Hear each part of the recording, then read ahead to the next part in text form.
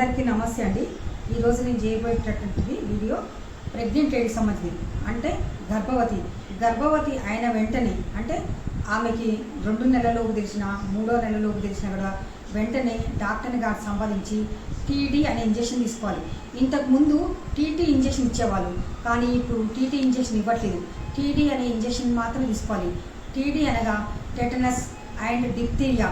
అంటే ఆ మందులో టెటనస్ అంటే ధనుర్వాతం రాకుండా తల్లికి బిడ్డకి, మరియు డిప్తీరియా అంటే కంఠసర్పి రాకుండా ఉండడం కోసం తల్లి బిడ్డల ఆరోగ్యాన్ని దృష్టిలో ఉంచుకొని టీడీ ఇంజెక్షన్ని 2 మోతాదులు తప్పనిసరిగా ఇప్పించుకోవాలి.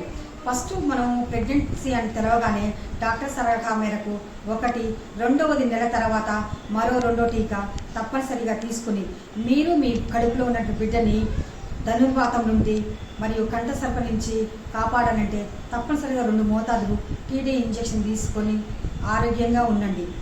Thank you. Please like, share, subscribe.